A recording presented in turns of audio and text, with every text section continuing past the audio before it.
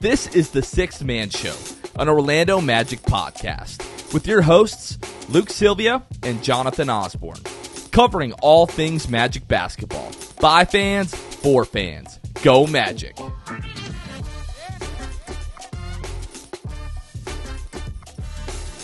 What's going on, Orlando Magic fans? You guys are back with the Sixth Man Show. Today is December 7th, 2023. Jonathan Osborne here, as always, joined by my co-host, Luke Sylvia.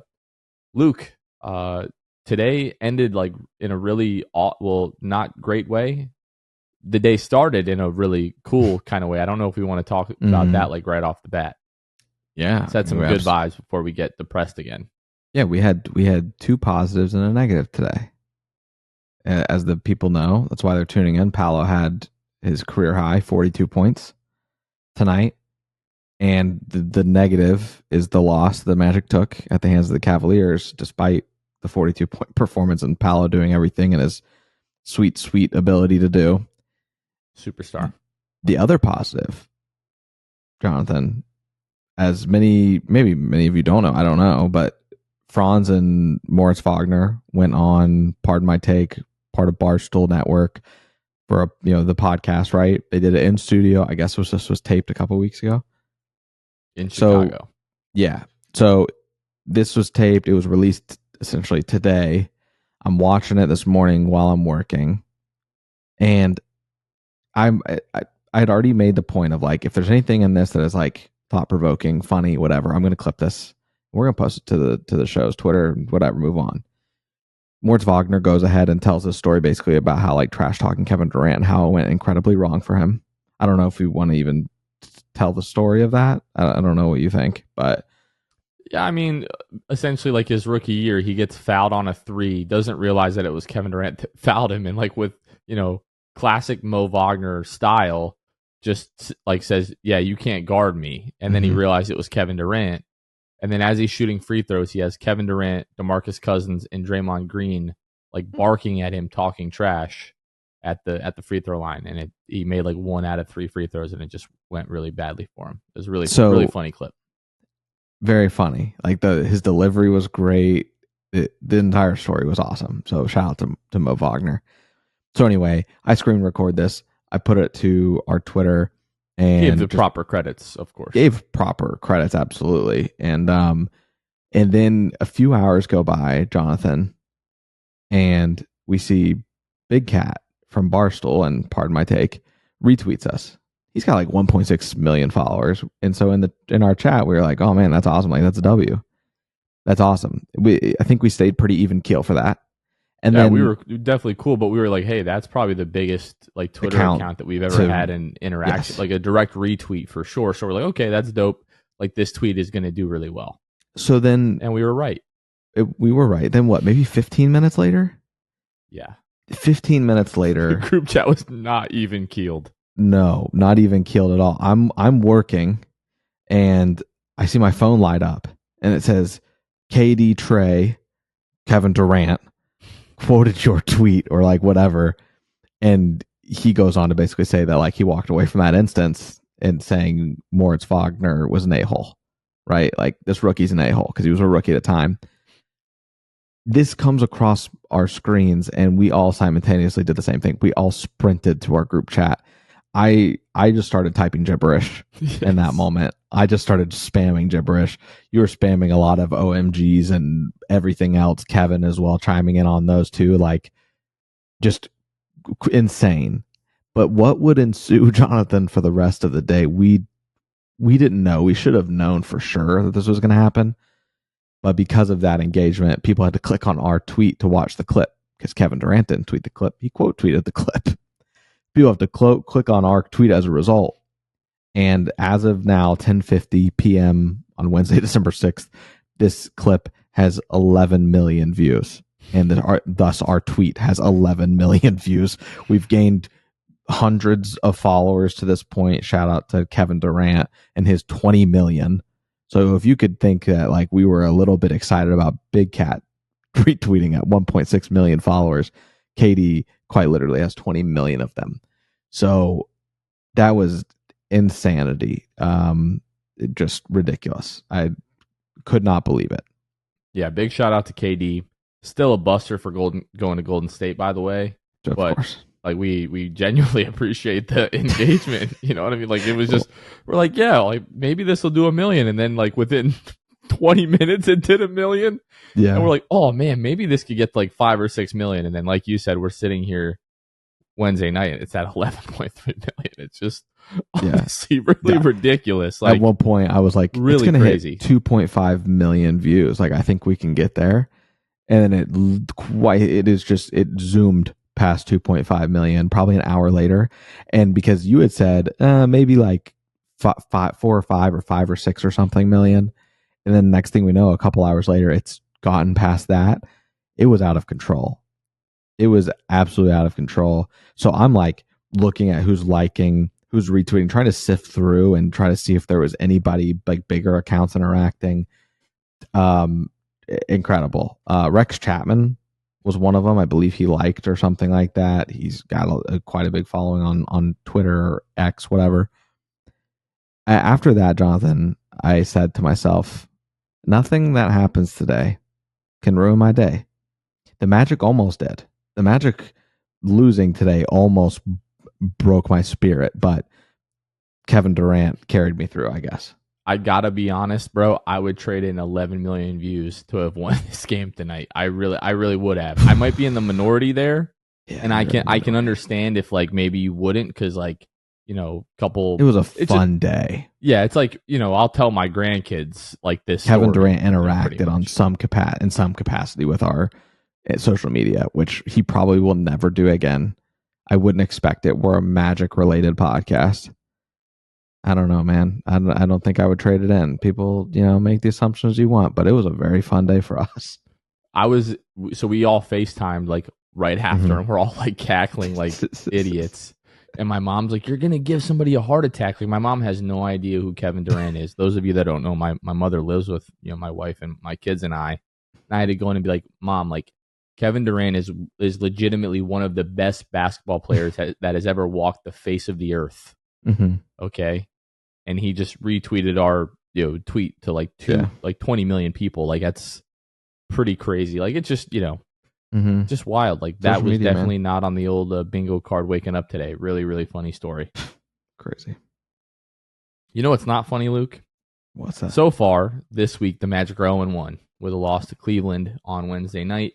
They are now third in the Eastern Conference. They've fallen from second to third in the Eastern Conference, and they now have a record of 14-7. They're a half game up on Philadelphia, who's fourth. They're 1.5 games up on the Knicks and 2 games up on Indiana, Miami, and Cleveland. The Magic are now 17th in the NBA in offensive rating with a rating of 113.4. They're still fourth in NBA in defensive rating with a 109.8, and they're now 8th in the NBA in net rating with a net rating of 3.7.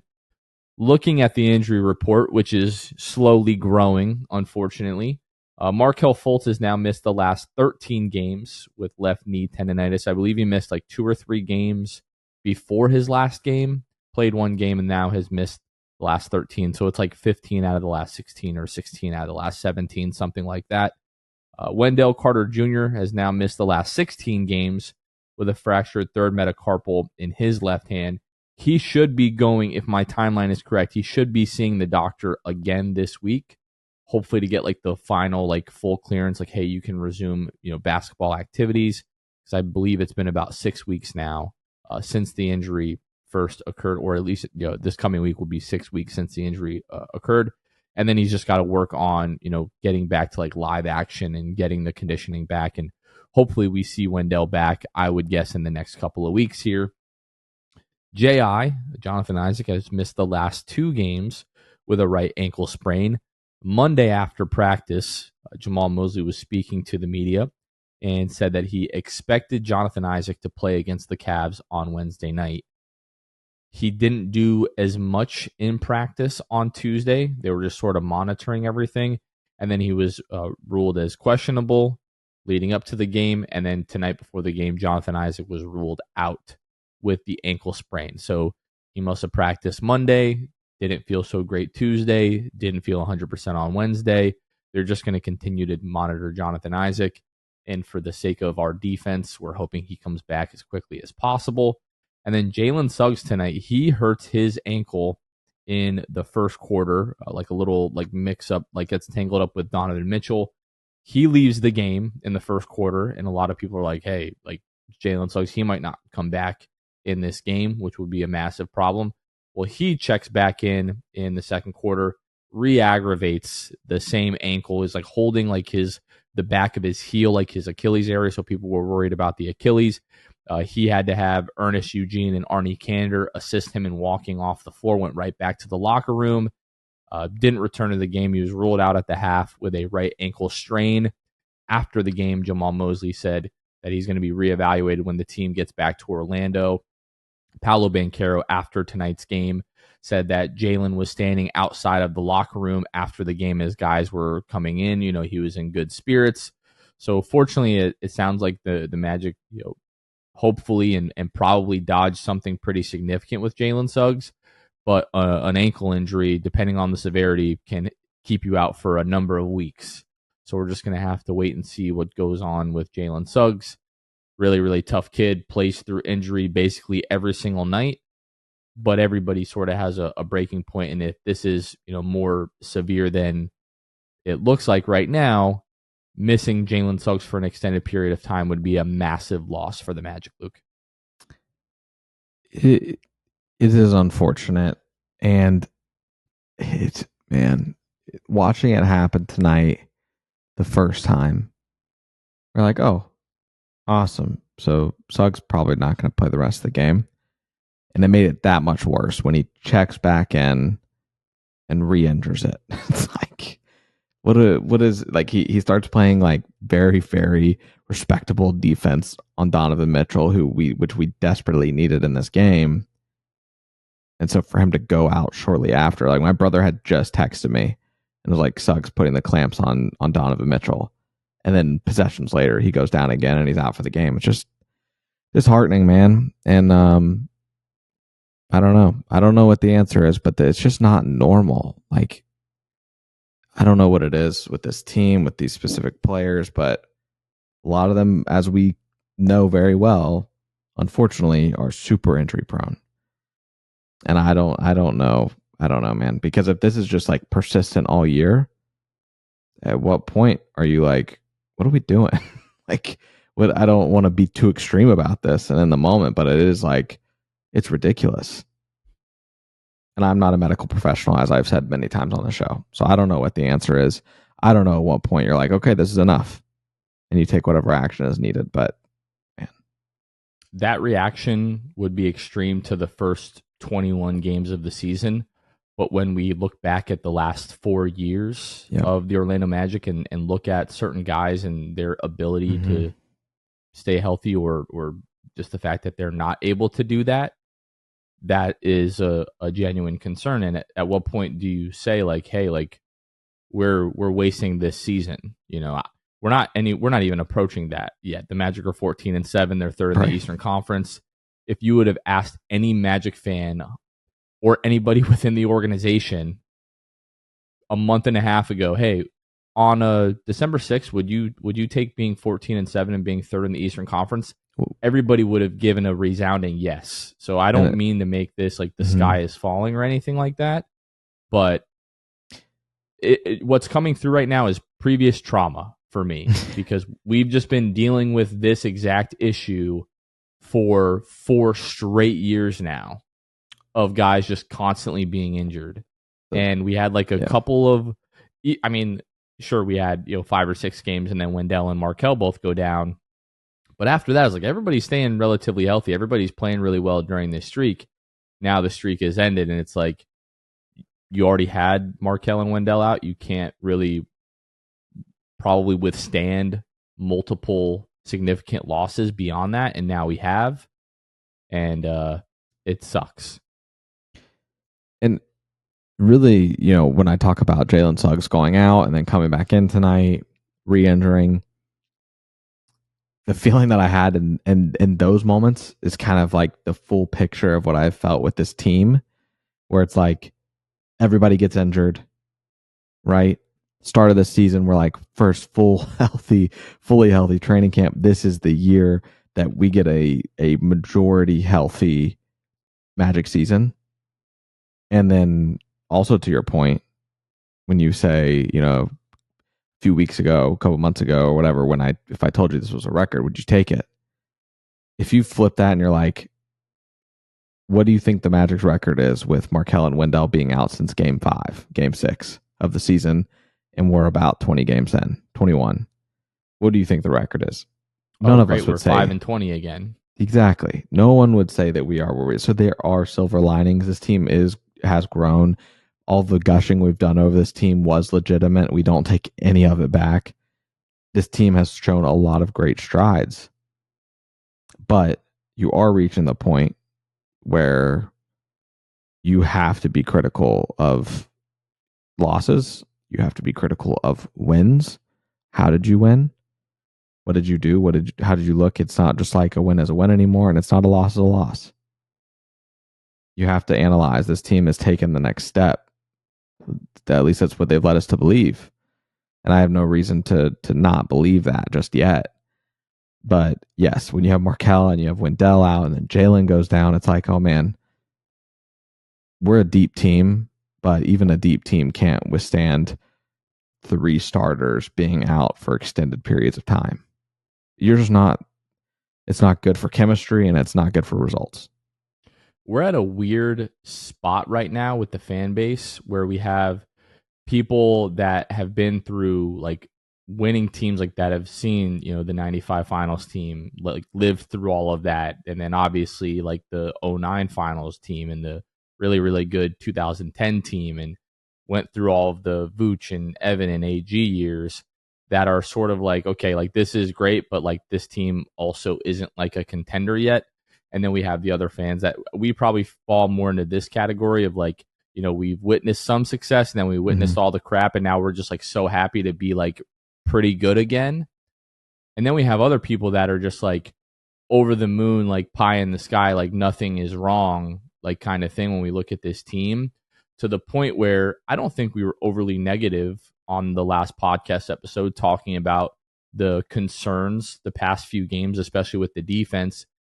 And we were getting some like pushback from like people in comments saying like, you guys are being too harsh, you're being too negative, this team is going to be fine, so on and so forth, you're overreacting. And then literally that podcast came out on Monday afternoon. Cole Anthony was with the media after practice saying the exact same things that we said about the defense, how the defense has been slipping and there's a new standard. And Jamal Mosley talked about it as well. Like there is a new standard. To your point, wins aren't just wins, losses aren't just losses. We're analyzing how the team performed in wins, and are we seeing trends even in wins that are alarming? And that's what we were trying to make a point of on the last podcast episode. So sure, it's great that we're 14-7, but the last 5 games now, health is certainly a factor. No Jonathan Isaac for the last couple of games. No Jalen Suggs for the majority of this game. No Wendell. No Markelle Fultz. But the defense has been slipping recently. The defense has not been good in about 8 or 9 days now. Like it's been really, really rough. Basically after the Celtics game. Like the Celtics game, I feel like was like the last like really good defensive performance that the Magic had. And in that game, you had Jonathan Isaac, you had Jalen Suggs, in that game. So we're going to talk about the Cleveland game here, but yeah, the injuries are mounting up, and at some point it just gets to be a bit too much for even really, really, really, really good teams to handle. So let's talk about this Cavs game, Luke. Magic, just terrible start.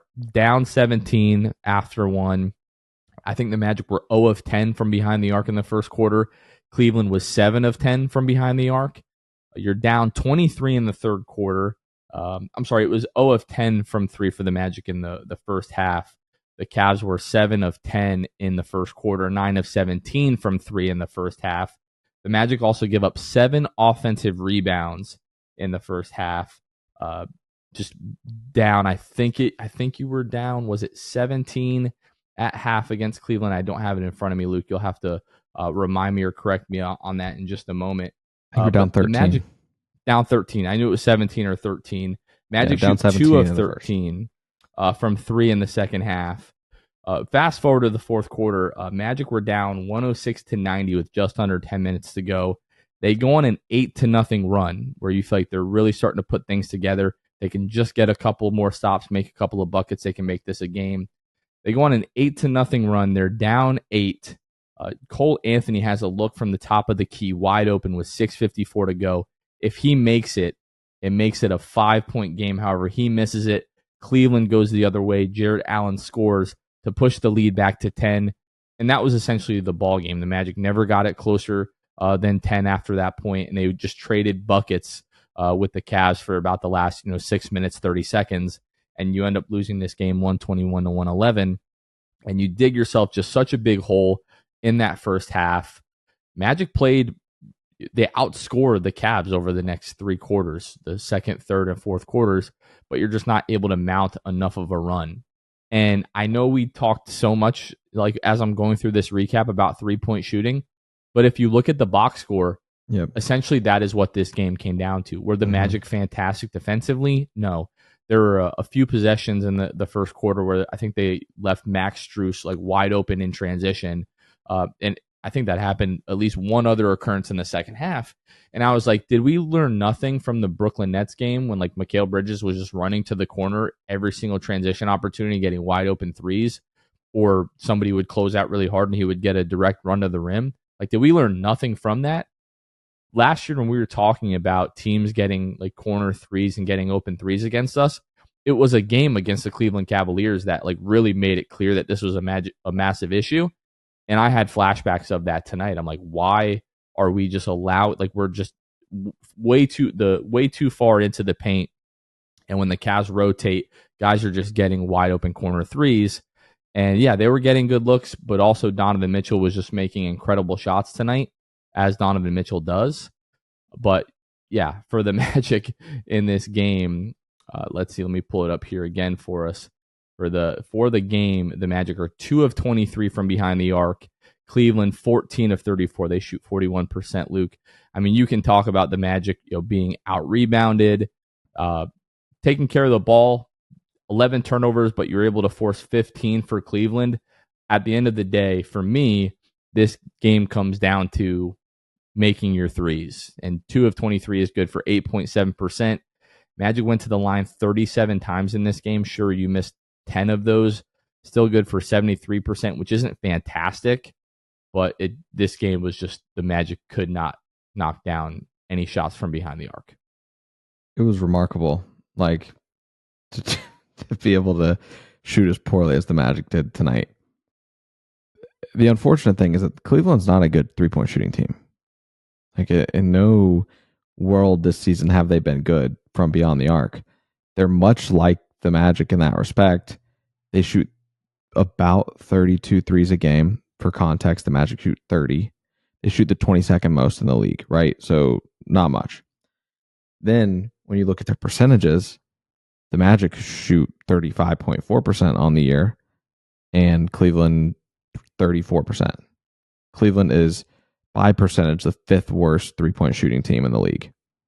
And they also don't shoot that many threes. So for them, shooting 34 wasn't outlandish, right? Like their average is whatever I said, like 32. But the difference was they shot 41% from 3 and the Magic shot 8%. It doesn't matter. It doesn't matter the volume. So stupid to hear you say that out loud. 8% from 3. And when you can contrast that with the other team shooting 41%, I mean, both are a major outlier. Cleveland doesn't do that. No team shoots 8% from 3. Just two things happen that never happen, right? It was a great shooting night for the Cleveland Cavaliers, and Donovan Mitchell, obviously, 5 of 10 from 3, and Strus 4 of 8. So when you have two guys that are doing that, it's difficult. The Magic, the reason I still have, I know this is, seems ridiculous. Like, of course, you should still have hope. The reason I still have hope for Monday night against Cleveland is solely because of that. Like, rebound a little better. and shoot the ball from three better. Like you got to the paint. You got to the paint super well, obviously. And it wasn't even like you had 68 points in the paint, which is incredible. But you didn't shoot that many threes. It's not like you were taking the bait from Cleveland. You still were getting in the paint, converting there. You had 10 fast break points to their 5. They had 58 points in the paint. Yeah, so you're outscoring by 10 there. You only have 11 turnovers. They have 17. So, and then the biggest thing really was obviously the rebounding and the 3-point shooting, right? You lose the assist margin, but that's because you shot 8% from 3. On a normal night, you have 25 to 30 assists in this game instead of 22. So, very frustrating. Unfortunately, the Magic somehow, only shooting 23 threes, die by the 3-pointer tonight. You've all heard the term live and die by the 3. The Magic did it when they weren't even meaning to. Like, the Magic weren't going to live by the 3 with only 23 attempts, but they definitely died. So, listen, man, this is a frustrating loss. All things considered, Paolo gives us 42. Franz has his worst game I can remember in a Magic uniform. And you lose this game by 10. You're back at it against them on Monday. I think there's a lot of redeeming qualities about this game, as frustrating as it was. You should have lost by 25. But you kept fighting, tried to stay in it. But Cleveland, that first quarter lead was all they needed. You win every other quarter. But Cleveland just had to keep you at bay the rest of the game. They won the game in the first quarter and just, like I said, kept the Magic at bay. So you mentioned the Magic, shooting 35% from 3 on the year. According to NBA.com, they dropped an entire percentage point tonight. NBA.com has them at 34%. That'll do it. For a player to, fluctuate a percentage point, on a given night, it's really not a big deal. For an NBA team to do that in game 21 of the season, that's definitely something. That's a feat. I don't want to call it impressive, but it's certainly a feat. If the Magic even shoot their season average from 3 tonight, they make 8 threes and they win this game. Even if you shoot 30%, you shoot 7 of 23, you win this game. Yep. So, we can harp on the defense all we want. This game quite literally came down to the Magic not being able to shoot from behind the arc. This was it the Dallas game that the Magic went 18 straight minutes without hitting a 3? The Magic went 27, 28 minutes in this game before they made their first 3. I am not kidding you. So I'm watching the game, right? So I'm on my way home from my nephew's Christmas program at their school, right? I'm on my way home. I've got the phone on the console with the Bally Sports up as I'm driving. And I know the game is not going well, right? I know that the game's not going well in that first quarter, obviously.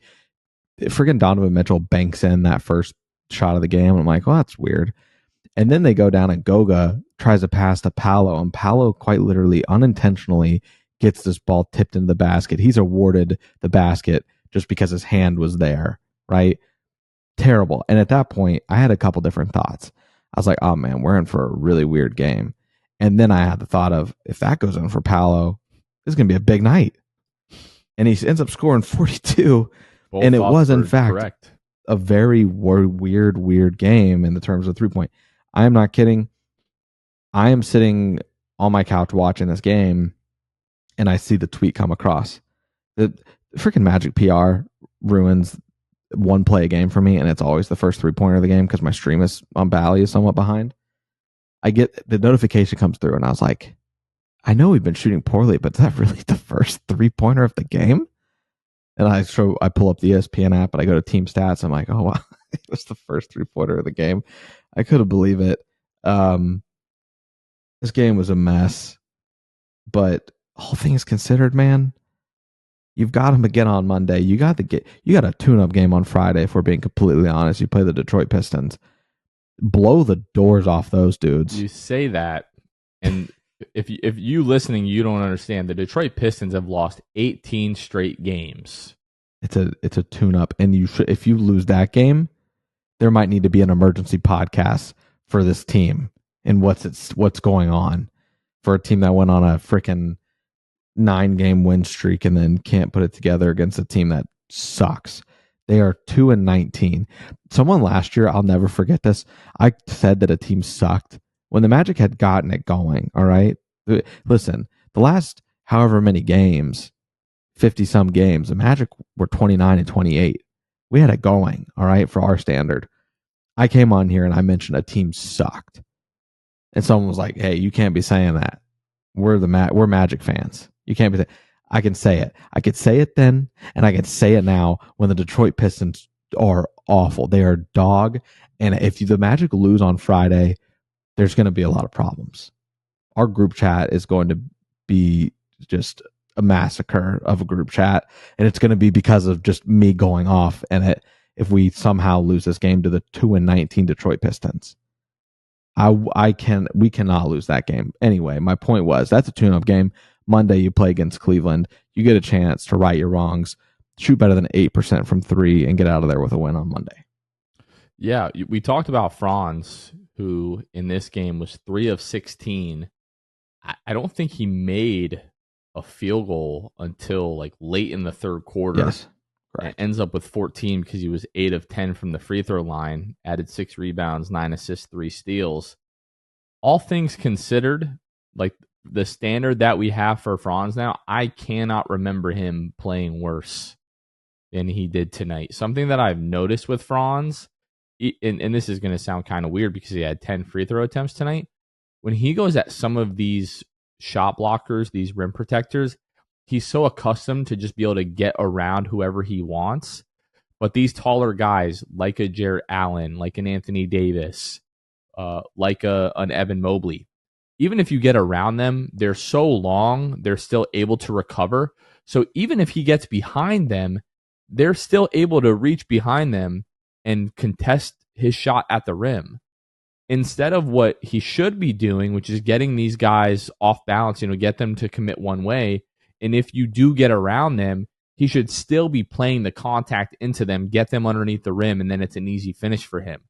He's so good at sort of dancing around guys that oftentimes I feel like he doesn't initiate the contact that he should. Like I feel like he could get to the free throw line even more than he did tonight. And a lot of these finishes were just him trying to, get away from contact at the rim. There was a point tonight, Jonathan, where he threw up this circus shot, like awful, awful circus shot. And that's when I was like, man, Franz just doesn't have it tonight. And I do think it is largely to do with that. He's more accustomed to really being a finesser at the rim, whether that is with a Euro step or a reverse layup or just kind of like his odd runner sky hook type of lay-in that he does.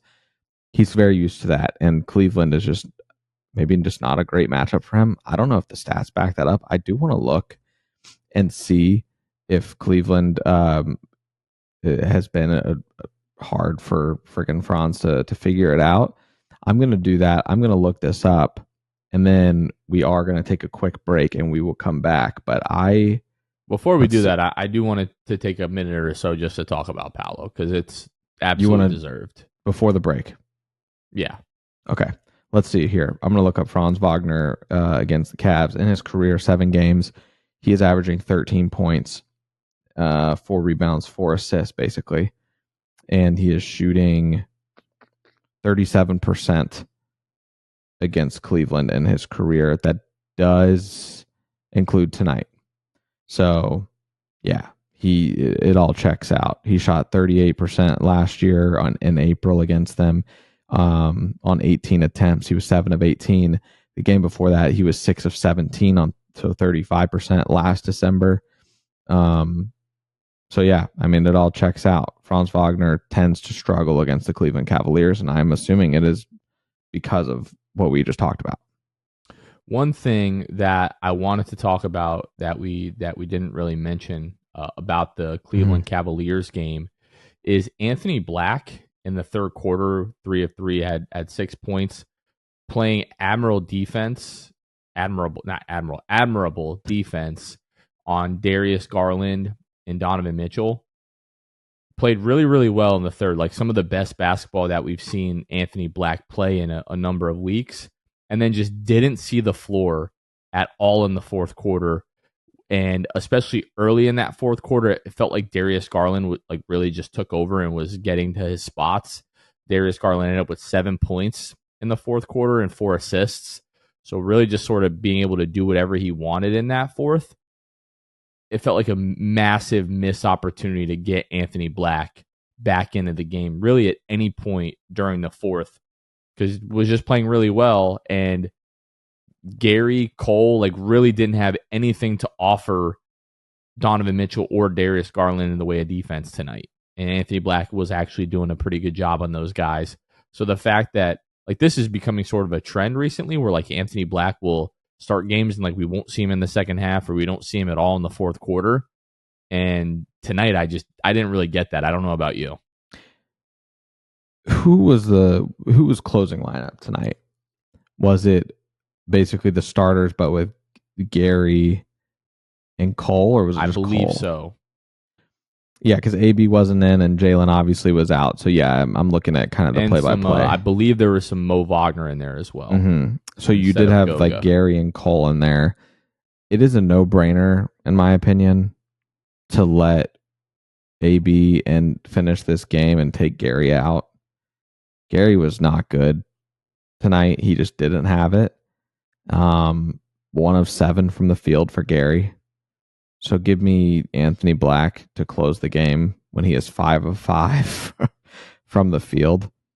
You'd hope that he would give you maybe some assists, but who knows what his potential assists were like to 3-point shooters tonight that just couldn't knock anything down. But yeah, I much rather would prefer Anthony Black over Gary Harris tonight. Doesn't mean always, but tonight, with given the circumstances with Suggs out, I think you needed AB down the stretch. Super, super weird.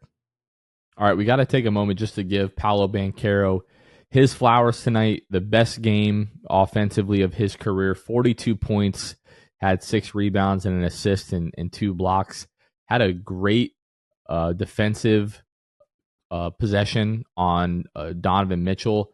Believe it was to close out the first half, if I'm not mistaken, where he just like really locks up Donovan Mitchell, loses his dribble. He tries to get a shot off, and Paolo Banchero blocks it at the buzzer. But 42 points on 26 shots tonight, 9 of 10 from the free throw line, just 1 of 5 from behind the arc. But just you sort of felt it early on with Paolo when he realized that certain guys didn't have it, especially after Jalen went down, where he was like, oh no, like I'm just going to have to take over tonight. And that's what he did. Like it didn't really matter who they threw at him or how they were trying to guard him. Like you talk about, mid-range shots, baseline, finishing at the rim, finishing through contact, like really just put it all on display tonight. And when we talk about this kid being a superstar, it feels like around the league, like maybe people, that's not like a foregone conclusion that Paolo is going to be a superstar for whatever reason.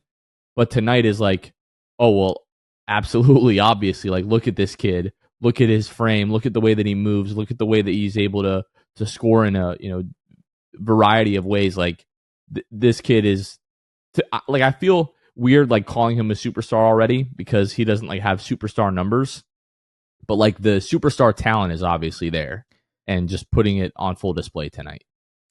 What is the hardest thing for a young player to do?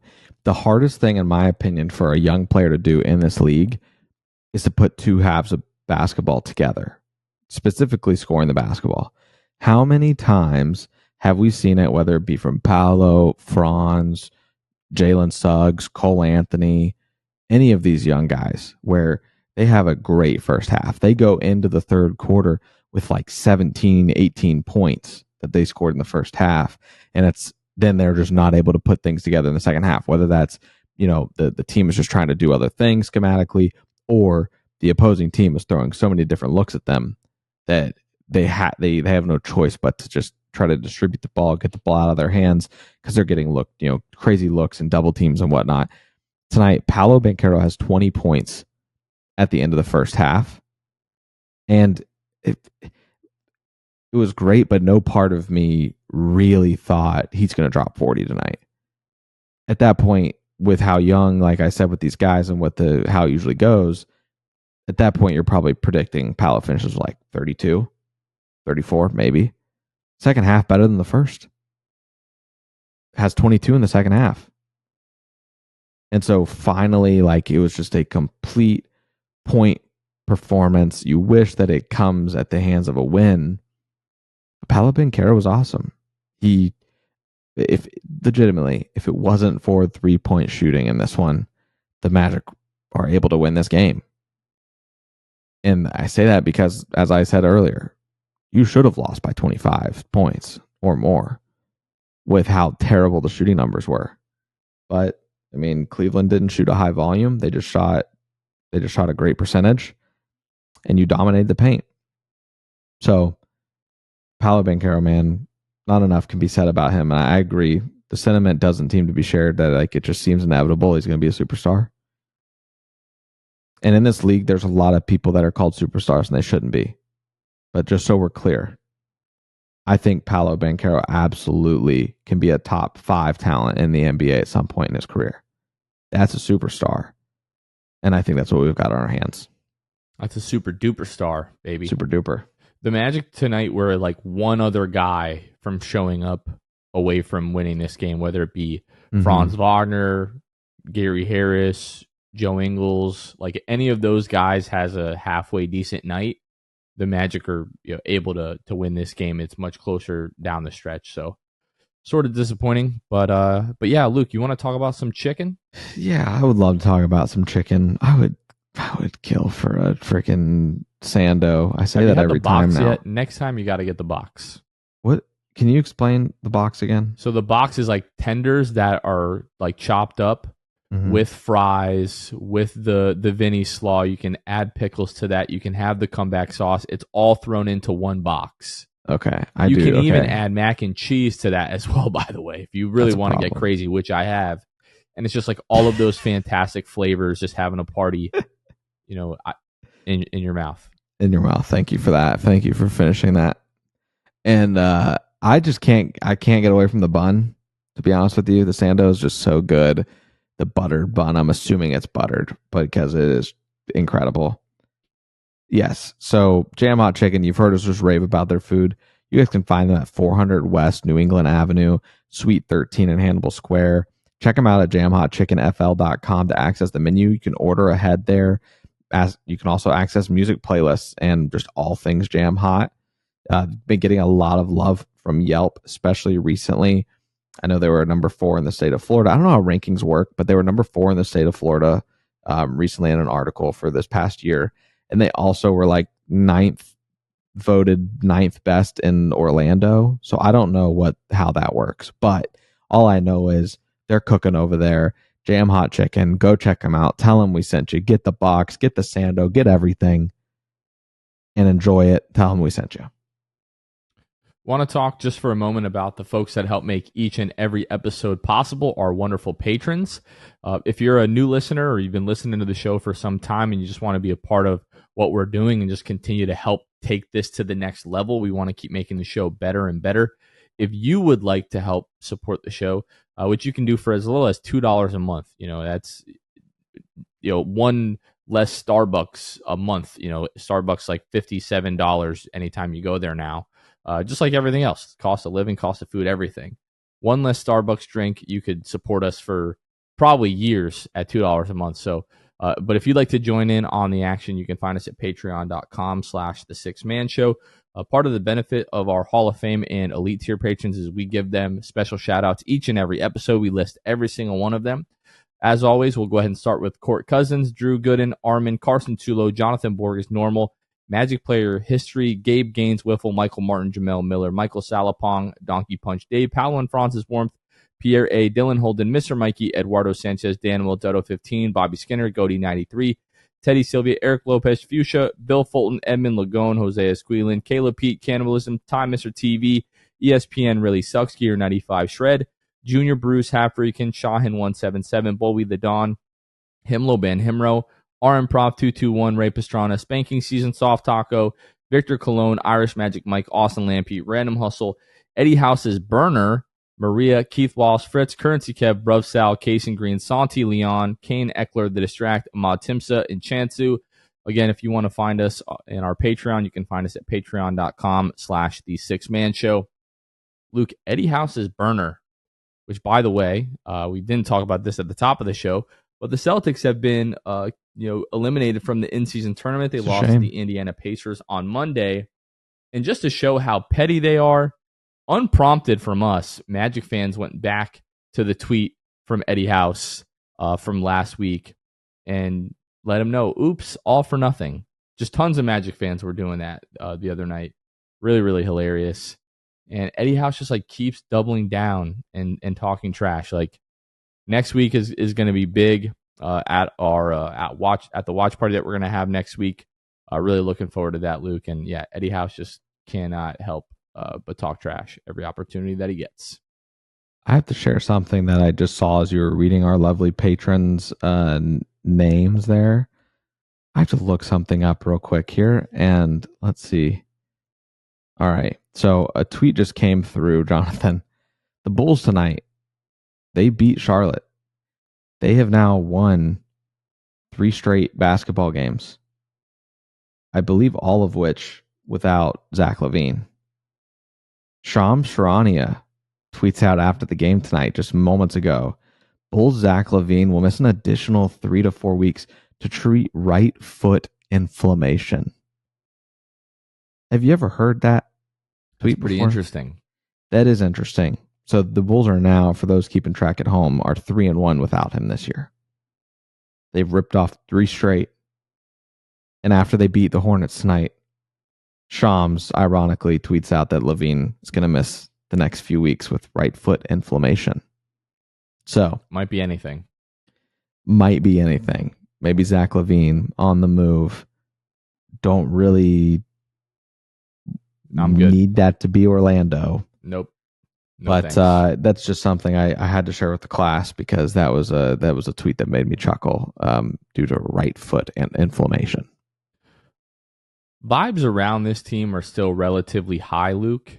Mm-hmm. But like tonight still left like a sour taste, like a poor taste in my mouth. So I just wanted to, I don't know what we want to call this segment, but I just sort of like want to vent. About, like we've already talked about the injuries like at nauseum, and we've been doing that for a number of years. So I don't necessarily want to do that. One thing that has stuck out to me has been just like Gary Harris's struggles from behind the arc. And now going back to the last 10 games, he's shooting 30.4% from behind the arc. And like if you go to 9 games, 8 games, 7 games, like it just gets worse and worse. Like over the course of the last 5 games, like the Magic have been struggling in the last 5 games here, regardless of wins. He's shooting 18% on 4.4 attempts from behind the arc the last 5 games. On the season, Gary Harris is shooting 35.8%. So not terrible. Obviously not the 40+% that he shot from behind the arc last year. But especially recently, like Gary has like really been struggling from there. And it's quite frankly, it's hurting the team. Like tonight, he was 0 of 4 from behind the arc. And basically all of them were good looks. He makes even a couple of those. This is a much closer game down the stretch for the Magic. And maybe they have a little bit more juice to sort of finish the game. I just wanted to talk about that for a second. Like I'm not trying to kill Gary Harris by any means here. But like we just need Gary to shoot better. He's been struggling recently. He's been struggling for sure. Do you remember? I think it was his first full season with us. What was that? Oh, 21? Boy, do I. He had a really rough November and December. 21, 22. That's what it was. 2 seasons ago now. Yeah, because all last year he was awesome. Yeah. So that's what this reminds me of, to that effect. The first 20 games of his 21-22 season with the Orlando Magic, he shot 28% from 3. And still ended up shooting 40% almost, I think, for that entire year. That entire year, he shot 38.4% on 5 attempts a game. I am not at all worried about Gary Harris because at the end of the day, he's a shooter. He knows he's a shooter. Like, and even without the numbers like just jumping out on a page to you when he was in Denver, that is what I thought Gary Harris could be for the team. I thought that he could excel from shooting the three ball. And that is exactly what he has done season after season for this team, despite the rough start in that season that I just talked about. I'm not worried about Gary Harris. I don't think I will be until it's been, unless it's been like we get to the halfway point of the year and he's shooting similar numbers. I think that we're absolutely going to get a stretch of Gary that resurrects the season for him in terms of perimeter shooting. Defensively, I love Gary Harris. I've always loved Gary Harris, and I've always said that on the show in terms of what he brings defensively. Offensively, he just, if the ball is going in the hoop from three, Gary Harris is a positive on the offensive end. That's all we need from him. I remember the 21-22 season. I think other people should as well. And then also to note that he ends the season shooting what he does, whatever I said, 38+%. I'm not worried about Gary, but right now, yes, I agree with you. It is frustrating that he cannot hit shots given that this team needs three-point shooting more than anything else. Where are we with Goga right now? Right now, he's fine. I don't know. I just, more than anything, I'm ready for Wendell to be back. Of course. Listen, we all knew that this point would come. Well, maybe we didn't. Like some people maybe didn't. I think that some people just completely lose focus, right? Wendell wasn't there for the win streak last year. But we came to realize and remember how important he was when he did come back. At the end of the day, the team still finishes 29-28 in that final, part of the season. So for me, Wendell Carter, he always was going to be welcome back, regardless, right? He's going to be put in the starting lineup.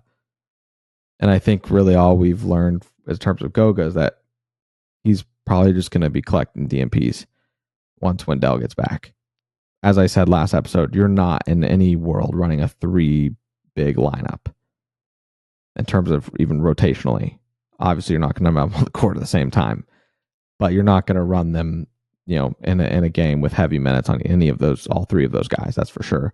You're not going to put Moritz Wagner to the side for Goga Bitadze. So he has done well. He's been serviceable. And he's had stretches where he looked awesome. But we also have to understand there's a reason he was getting DMPs earlier in the year. And I think it just might be consistency of production, consistency in what he does. He's, like I said, he has had great stretches already in the season. But you talk about Wendell, who is the definition of a walking double-double. Wendell is his basically average with the team has been 15 and 10 every year he's here.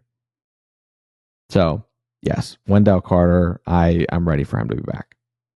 That's basically where I am. And I know every time we say anything even relatively critical of Goga, we get like, oh, you guys are disrespecting Goga and so on and so forth. And he's been way better in the absence of Wendell than I could have imagined. But it's just like the inconsistencies, like finishing around the rim is what should like sometimes be pretty easy finishes. And then like that defensive energy that he can bring at times. He just doesn't bring it every night. And for the most part, Wendell does. And Wendell gives you a little bit more offensively as well. It is wild to me. Goga, this is going to come across as disrespectful.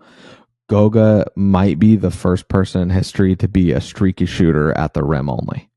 He's streaky. Wow. Right? He's streaky. There's games where he's missing bunnies left and right. I don't know that I would go that far, but I see where you're going. I see where this is coming from. If anybody, to my knowledge, meets the definition of that at the rim, it feels like Goga. Like there are some games where I'm like, wow, Goga's really got it going. And then he starts out the game missing 2 straight layups like he did last game against Brooklyn, where he missed an oop. Might have been a bad toss to him. I'm not sure. But he did, in fact, miss a layup at the beginning of the game. And that's just, it's the duality of man. I don't know. but Goga is seemingly inconsistent at the rim.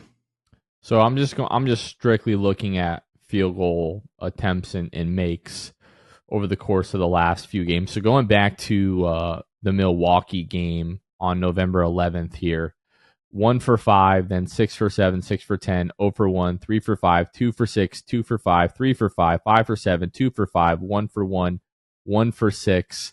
Tonight, Goga was 3 for 4. So there is something to that because sometimes he gets the ball underneath the rim, 2 feet in the paint, and I'm like, I don't know if this is going in. Listen, you don't have to look up anything. Like I started looking at bucketless.fans to look up, Goga in the restricted area. The honest truth is Goga doesn't shoot threes. So you can do just what you just did. You can look at field goal attempts and how he shoots. Yeah, he's not taking middies or anything like that. No, you've never seen him pull up. He's 1 foot out the paint at the absolute most. Listen, man. If am I looking at this right? Yeah, he was 1-5 against Milwaukee, November 11th. At 2 of 5 against Denver. Is this at the rim or are you just? This is just his field goal percentage, which I bet you they were all at the rim. Yeah, I mean, I just listed those, cherry. Yeah. Well, you did the good ones as well. I'm just cherry picking here, but there's been multiple 2 of 5s, a 1 of 6. Like it is for a guy who's primarily taking attempts within 5 feet. It's that's they're all a little bunnies. Bit concerning. They're all bunnies, and yeah. So listen, I don't think we have to apologize for this at all because you and I have both showed our gratitude, quite frankly, for Goga Bitadze and said we were wrong to say that this front office should have gone for another backup center. That we were wrong, point blank. We were wrong about that, but you still cannot lose the value of Wendell Carter Jr. and what he brings to this team and the starting unit especially. I am excited for Wendell to be back in the starting lineup and then still be able to look forward to Moritz Wagner coming into the game off the bench. That's a really fun 1-2 punch. I hope we get to see it a lot this year. I hope Wendell Carter Jr. is back soon. I hope there's nothing else fluky that happens as far as injuries go with him. I would do a lot of things for a Wendell Carter Jr. remainder healthy season.